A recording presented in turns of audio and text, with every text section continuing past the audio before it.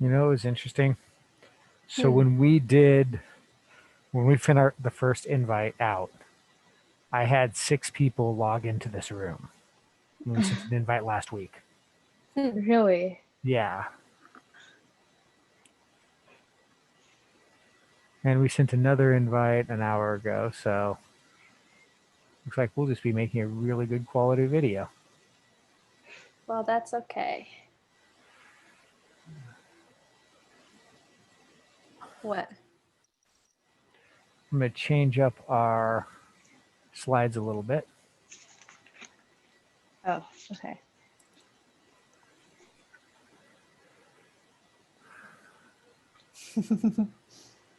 Did you get my bio, Thomas? Yes, I did. Okay. And that's what I'm pulling up right here. So next we're going to start this. So watch what you say because we're live and recorded. All right.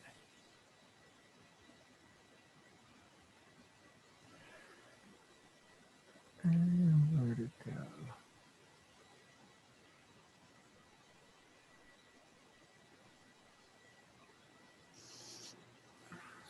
I know you sent your bio. It's also in Here it the is. slide notes. Yeah. Got it. All right. So welcome everyone to this small, intimate discussion that we're going to have about tiny homes. Like, I really hope that we can learn a lot about what's going on out there. I'm going to go ahead and start by sharing my screen. All right. And with that, we're going to go on. All right. So this green drinks, we're going to be talking about tiny homes and sustainability, learning about how tiny homes fit into the landscape of sustainability and how they're benefiting us in our community right now. Also, we're going to get a sneak peek at how they're made. Some quick announcements that we want to do is first, I want to, oh, we got someone coming in here. Hello. Hey, who do we have from the Impact Foundry today? Hey, what's going on? Hey, who do we have? Steven, I'm with Impact Foundry. Yeah, no, okay. Yeah, no, I know who you are, Steve. Sorry. It just says I Impact so Foundry. Calls, man. Yeah, excellent. So we're going to have a we would kind of talk today. So first, welcome, Stephen. As more people come in, we'll kind of introduce them too. But I wanted to kind of quickly start off with some announcements here. One, 350 SAC is calling on people to basically rally at the Sacramento County for not taking climate action yet. They really need to. There's links in all these slides here. I'm going to quickly share a link to the slides so people can follow it in the chat.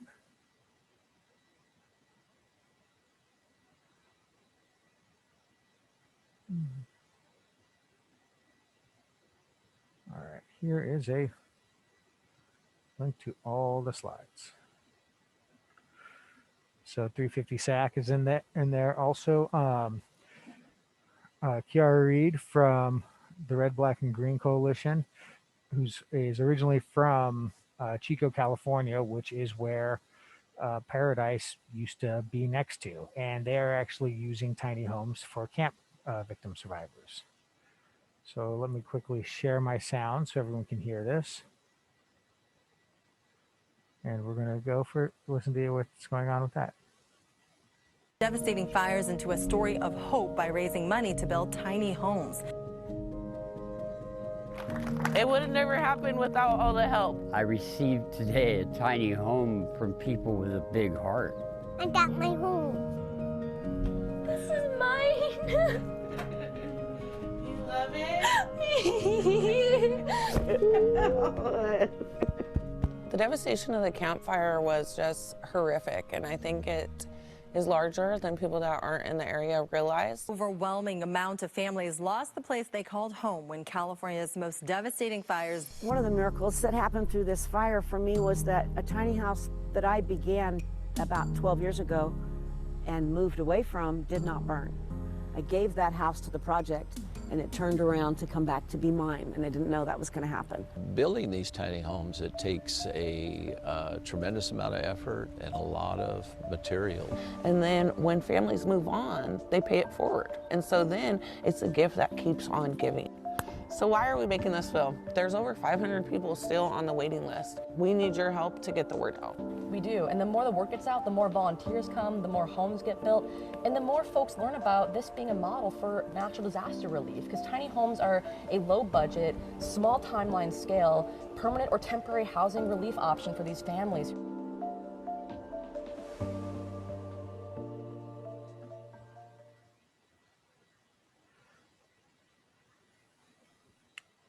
That's very cool, Thomas. Yeah. Well, I'm going to quickly make it go to full screen again. Oops. But welcome, Elaine. You want to introduce yourself, Elaine?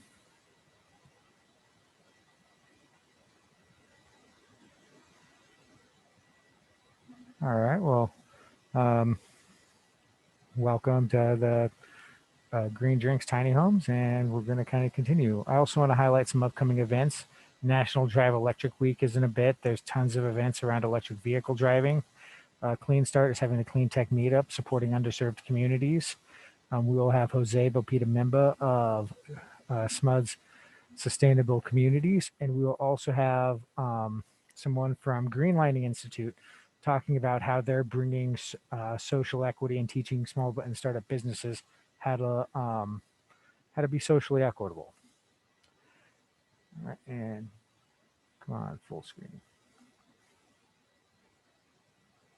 All right, and without further ado, I'm going to introduce Genevieve Marsh. She is the founder of an architecture design studio that does some very cool designs. Genevieve Marsh grew up in Auburn, California, and double majored in architect and fine art at the Rhode Island School of Design. There, she learned how to leverage architect for social enterprise and for nonprofit projects. When she graduated with her BFA and professional architecture degree, she was the top of her class and recognized by the AIA Adams Henry Gold Medal. You'll have to tell me what that is, Genevieve.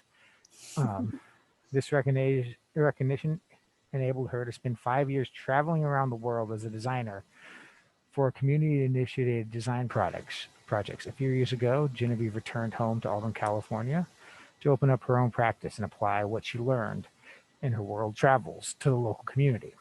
Now, I met Genevieve at a startup weekend years ago where what we did was actually try to figure out how to build tiny homes as a sustainable business.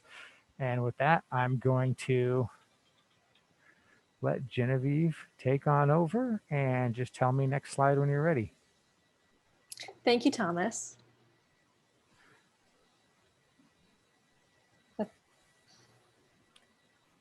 I'm really delighted to be with all of you tonight. And as Thomas said, my name is Genevieve Marsh, and I'm the design director and founder at Agile Architecture. We leverage design to connect people to the environment at a whole variety of scales, from large urban planning projects down to tiny houses and pop-ups. And today, I am delighted to get to share with you some of our internal R&D of the small mobile architecture scale, which we like to call mobitecture. Next, please, Thomas. Firstly, I want to expand what you may consider to be the world of tiny houses, because it goes beyond the DIY tiny houses that we see in YouTube videos and even beyond what we see produced by mobile home manufacturers. The modern tiny house movement is the latest take on the universal and centuries-old nomadic lifestyle. Today's context, of course, is different than in years past, and it gives expand what you may consider to be the world. I don't know what that was. So the modern tiny house movement is the latest take on universal and centuries-old nomadic lifestyle, and today's context gives this tradition new potentials.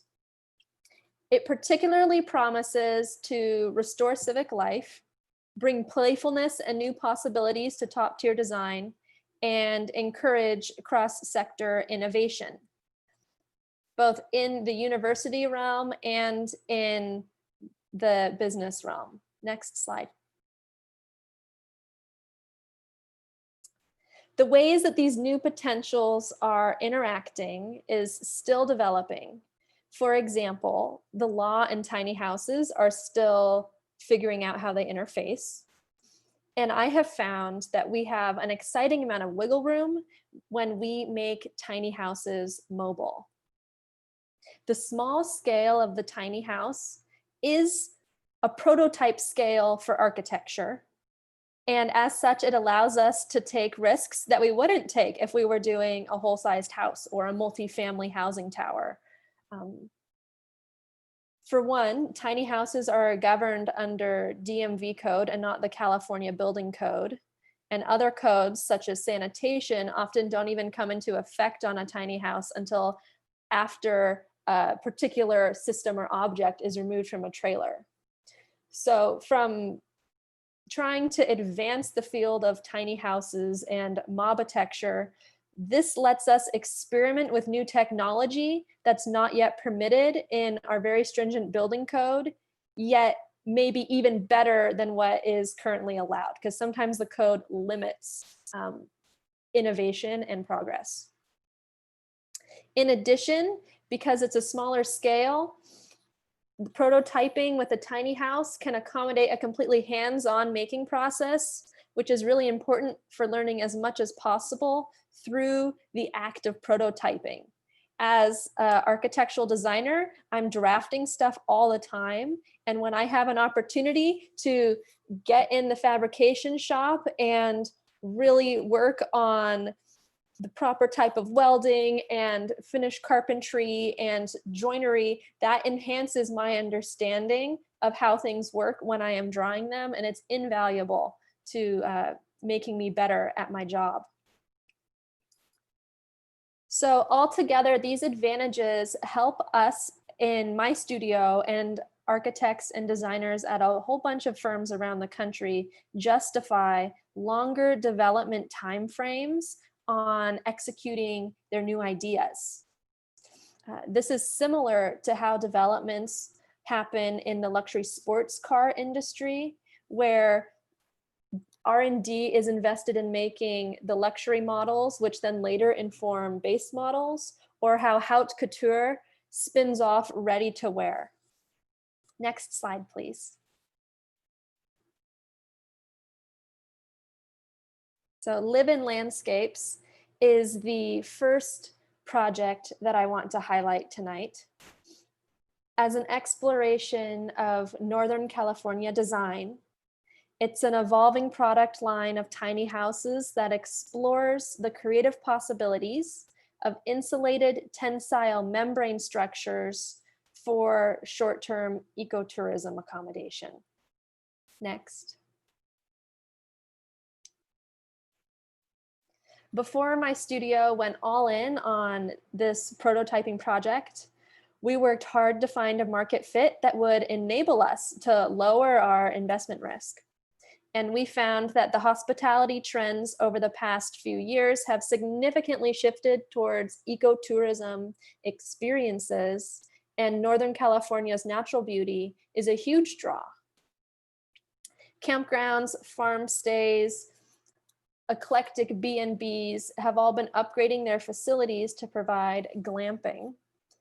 Yet the options that these facilities have for architecture on demand is not a broad category, and none of them relate to the California landscape, nor do they speak to the modern aesthetic. So there's a difference between what facilities can actually offer and the primo modern experience that glampers are looking for. Our cabins are specifically positioned to fill that void. So let's look at our original product line concept specifically tailored to the short-term ecotourism industry. Next. This is Sierra Sanctuary, our equivalent of a base camp retreat for 2 people. We're exploring the possibilities of how design can connect to people and the environment and in turn challenge us to really push the membrane technology. Next. We're working with 2 ways to foster people's connection to the great outdoors. One is through pushing the indoor-outdoor relationship, and the other is by literally referencing endemic natural qualities. For example, we're referencing all kinds of things in the Northern California landscape by creating overall forms that are reminiscent of granite boulders, and inventing continuous wall ceiling windows that look like oak tree shadows projected onto the boulder form. This one is called Trails End, and it's designed for 4 people in more of an open glamping format where half is covered deck and half is enclosed rooms. Next. Eagle's Nest suits a single person or a couple in a small single room. It's a wide open deck. Its wide open deck really pushes that indoor-outdoor feel. The steel and membrane structure reduces the weight of this assembly by 70% when it's compared to traditional wood-based construction. And it also reduces thermal bridging through continual insulation as part of our enhanced membrane technology. Both of these qualities enable the Eagle's Nest to access more rugged places for a longer portion of the year because we can accommodate higher wheel carriage for more rough terrain, and also more insulation for colder or hotter temperatures. The membrane system also, in conjunction with steel, allows me as a designer to have freedom of form because fabrics and steel can accommodate curves. And curves in architecture, if you look around, you'll see there aren't very many ways that they're applied. There's not that many materials that we use that can accommodate things that are not orthogonal. Next.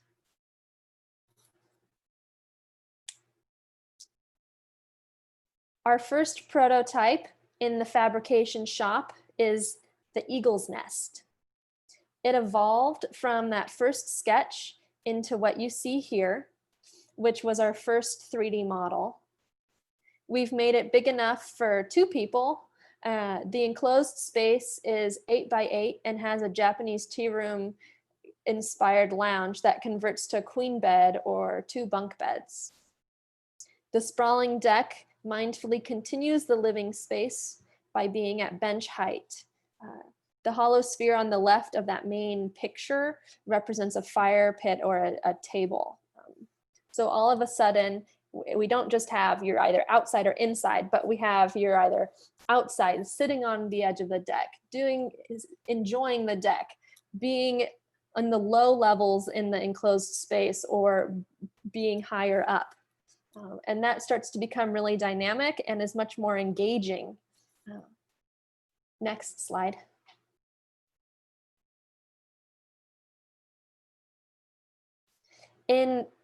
From the 3D model, we start to figure out how to make everything and what details need to fade into the background while others become more unique characteristics. That original 3D model gets all of our main design decisions complete, and this starts us translating into actually fabricating something.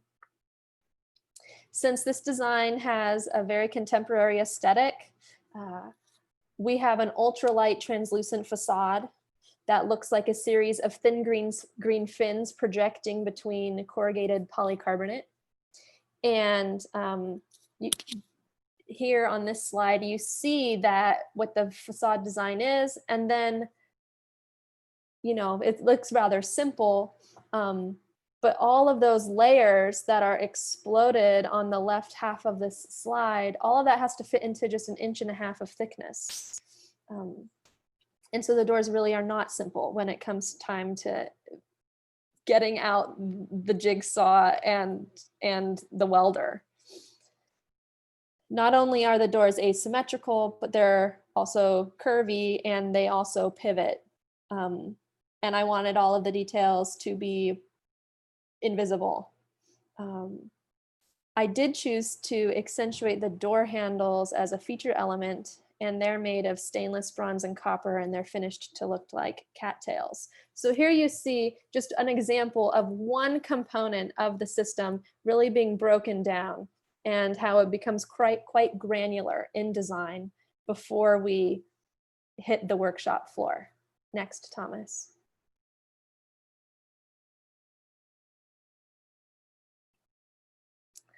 So it's a lot of fun to work on this prototype. It's also very fastidious. And my fabrication team has really had to stretch their skills to achieve the level of precision that we need with the curves.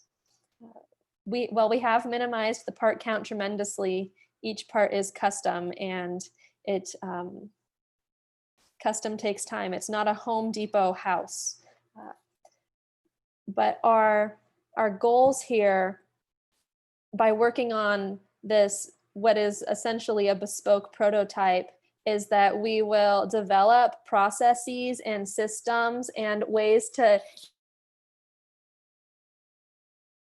train system that then we can apply in more like a more rapidly deployable, cheaper product. But so far, this doesn't exist. This kind of system does not exist in the world. So we really have to dive in deep and work on it. It's been about 2 years so far of development. Next. Okay, so this is the other project I'm really excited to share tonight. And it's something we've been developing this summer in response to COVID. It's called the Go With The Flow American River MABA Toilet. And it provides a low maintenance and dignifying sanitation facility for transient camps of unhoused people in remote and unserviced areas of the American River Parkway in Sacramento. You probably all know it. Next. Before COVID, the SACB did an in-depth piece to discuss the sanitation practices of the unhoused along this stretch of river, and I found it very touching. In addition to the firsthand accounts, which were like a design researcher's user research dream, this map of E. coli contamination correlates with the camping hotspots. Next. And the way that the camps and the E. coli hotspots relate is when it rains or the river level rises. Whatever's on the ground or buried near the ground or buried near the surface washes into the river. Next. So when we look at the scientific data and we analyze the historic camping patterns with our urban planner perspectives, we were able to create a mobile toilet design to really hone in on eliminating the problem of fecal waste disposal to produce a superior sanitary, environmental, and deployable off-grid public toilet experience. Next. Its user-centric features, regional aesthetic, and ability to reach isolated locations allows for a valuable human-centric solution that respects the dignity of those living in the camps, as well as the 1.5 million annual visitors who use the American River Park system for recreation. Next.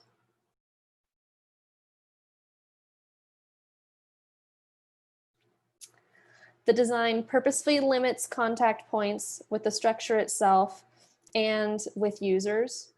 It has a linear traffic flow, hands-free door handles, UV sterilization, and a touchless hand washing station to minimize those contact points and also minimize the need for constant cleaning and maintenance.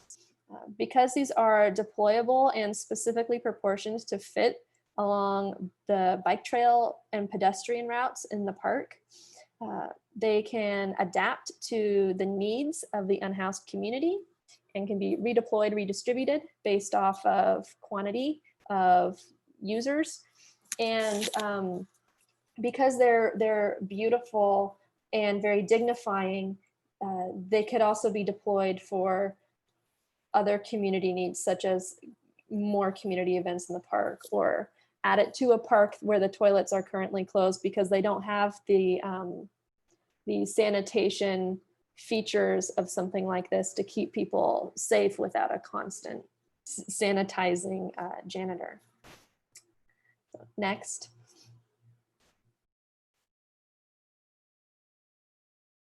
One of the main things that really makes this feasible from a safety perspective and let's try to make a business perspective is utilizing vermifiltration for the waste. And we've been working really hard to address pain points that people have with portable toilets, like the smell, the rodents, the flies, the trash buildup. You see the stuff in the bottom. And so we've been collaborating with UC Berkeley and an Indian company that has developed a very, very effective vermifiltration system where the worms are composting the waste. And this is exactly the kind of cross-sector innovation that Mobitecture enables. The worm composting system is not yet allowed in fixed structures in the United States. So this will give the engineers a chance to see how their system works for an American audience.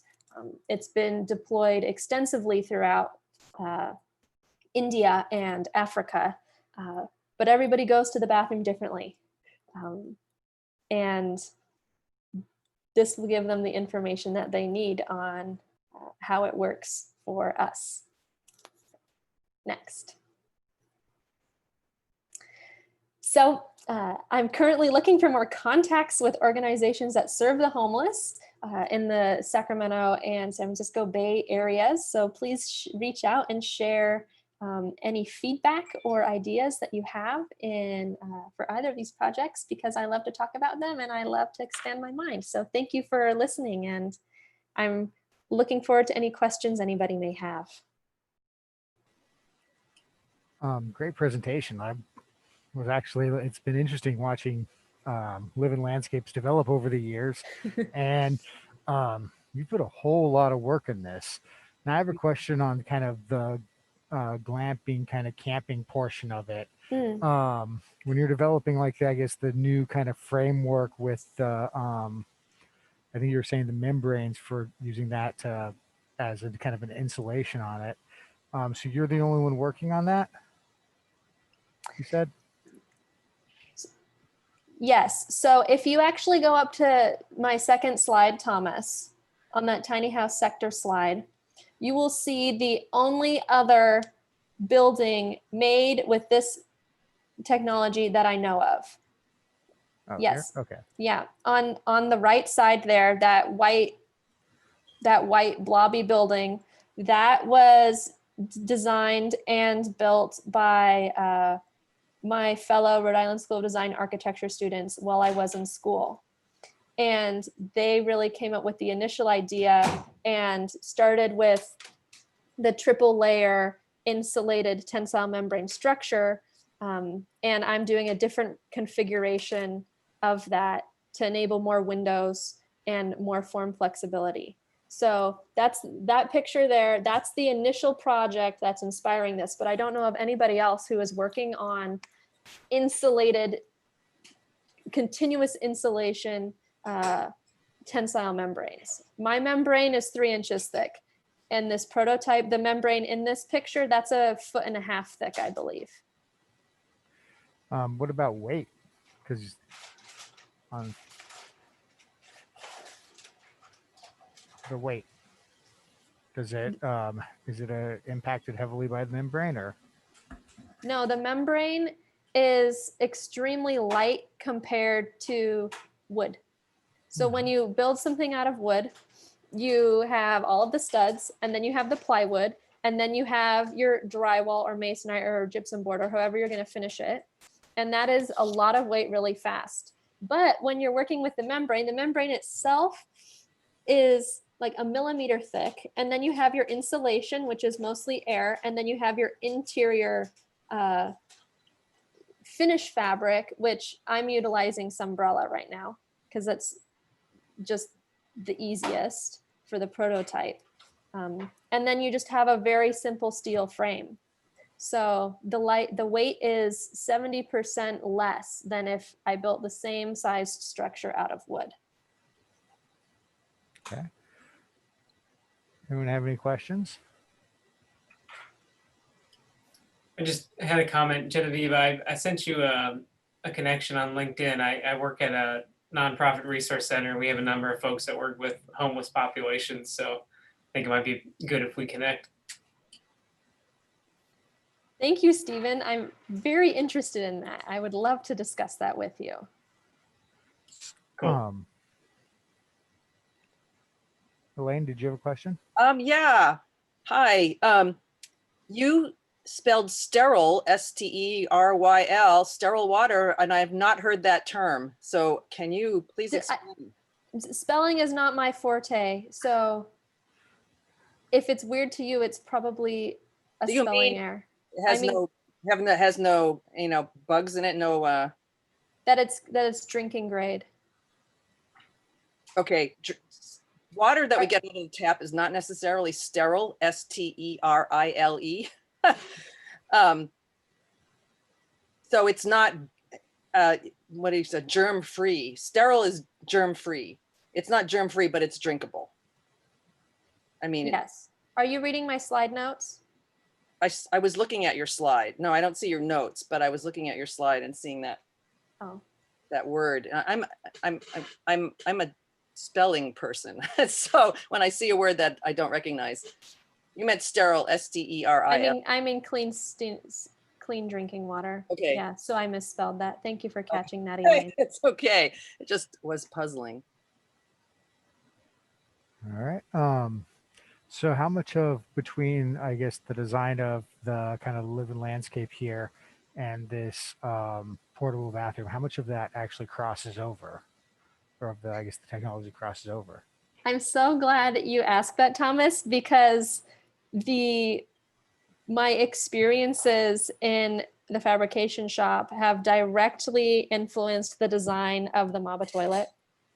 The Maba toilet is designed so that we don't have to do any R&D in order to figure out how to make it. It uses all of the skills that we currently have in the shop and those that we've acquired by working on the live-in landscapes. So the oak leaf on top, like the oak leaf canopy design, that's using the same materials that we're using in the live-in landscape prototype. It's leveraging the things we've been discovering with adding windows into our tensile membrane. And so it has our flexible windshield material and our outer shell materials integrated into it. Tensioned in the way that we've figured out how to tension. Very cool. For those of you that are wondering why I'm wearing a mask, it's because I'm at Hacker Lab right now. And I also wanted to kind of shout out to Lee, who's on here, who he's actually designing his own. He's here right now. He's designing his own tiny home right there as his model. So there's a lot of excitement happening around these. So unfortunately, we couldn't get Compassion Village here. Something came up at the last moment, and she was unable to attend. But what have you seen, I guess, change in tiny homes over the I guess, past 4 years of working on them in the Sacramento area, Genevieve? Well, we have quite a lot of small manufacturers now that are doing wood construction tiny houses. There's a local one just down the street from me up here in Auburn, actually, which is pretty neat. And that's really taken off. So there's a lot of people addressing the lower price point demand. And then you also see companies like Tuft Shed adjusting their product line to be kind of inhabitable, to be kind of tiny housey. And then, you know, like those tough shed tiny houses, those get picked up by KOA to be glamping cabins, you know. So the realm of products and the options available are getting wider, particularly at the lower price point with wood construction tiny homes. Okay. Do you have any other questions out there? Can we step back and get a bit of background on where are we with tiny homes being accepted in the building code and being able to locate one on your own property? Like, are we there yet? That's a crucial question, Elaine, and it varies based on your local jurisdiction. So I'm up in Placer County, and Placer County has different rules than our cities. And tiny houses, unfortunately, have gotten quite a lot of NIMBY pressure and are really not welcome. But ADUs, or auxiliary dwelling units, have new incentives that have been put out by the state that every single ordinance has been required to adopt to enable people to build them and to remove the costs, or the costs that create barriers. One of the issues that you have, even if you were allowed to put a tiny house anywhere where somebody can build a normal house, one of the big issues is that you have to have utility hookups, the water, and either connect to sewer or do a septic field. And both of those items can easily cost more than the actual cost of building the tiny home itself. So you either, when somebody comes to me and they say, I want to do an auxiliary dwelling unit on our property, and I want it to basically be a tiny house because it's going to be so small, the first things that we do are we figure out, are they going to get lucky with the cost to hook up to water? And are they going to get lucky with how we're going to dispose of black water?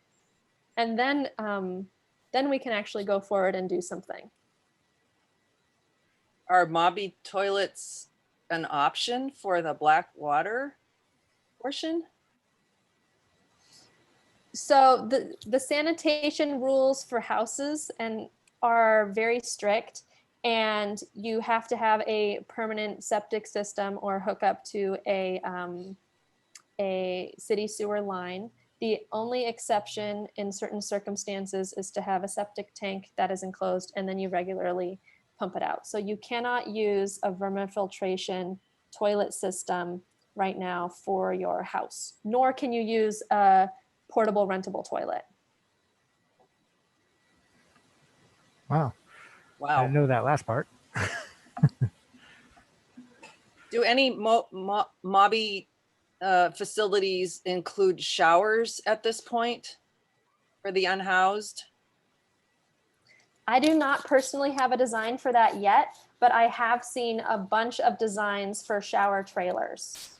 And I have also seen in San Francisco beautifully graphic wrapped shower trailer that was parked outside of the public library for the unhoused to use. Are we allowed to have composting toilets in our cities and towns legally? It depends on where specifically you are. There is something called the Living Building Challenge, which has, so in Sacramento, there's Arch Nexus, which if you look them up, they do something called the Living Building, where the whole point of it is that you don't have sewer, you don't have water or anything going in, because you manage it all within your building.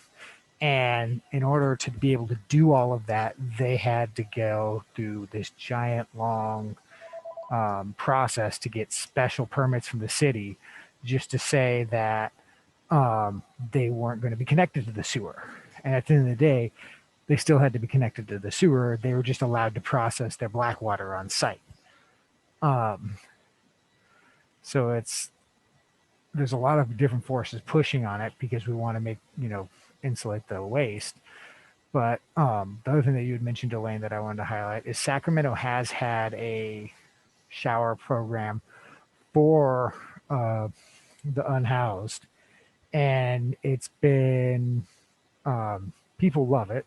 Well, or the people that have access to it. The bigger part of it is getting consistent funding for it. I think when I saw last saw it, they were saying it was 80,000 over budget within the first couple months because of how much they had to ending up having to run it. But there has been definitely a push to do something to enable people to get back to where they want to be.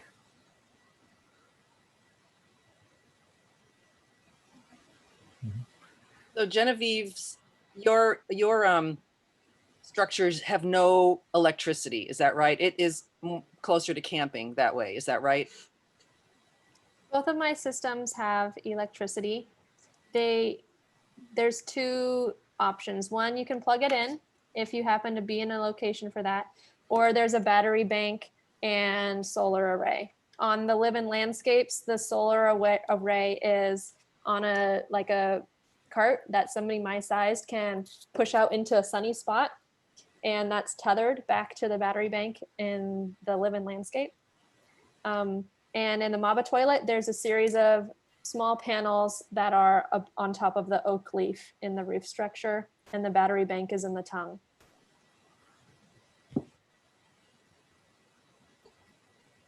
Very cool. So does lighting come with and is powered Yes. by the solar or what, the batteries?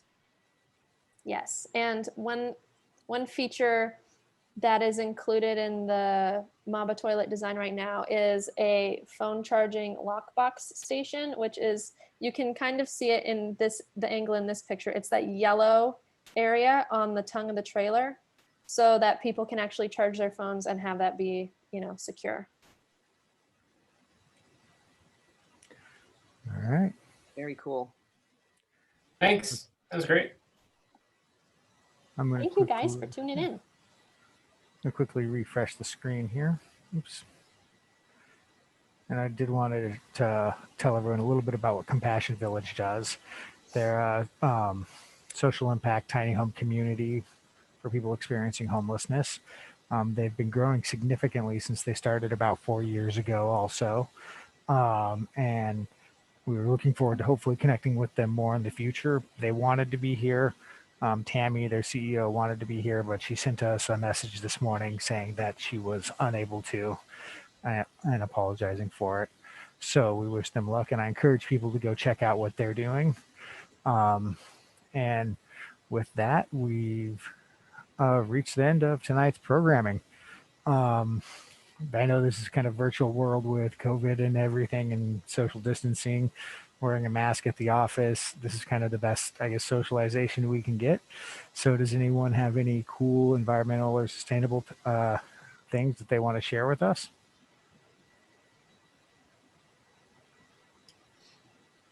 Don't have any, but Compassion Village is one of the members here at the Impact Foundry. They joined us when they got one of the Smudge Shine, or Smudge, if you didn't get the Smudge Shine grant,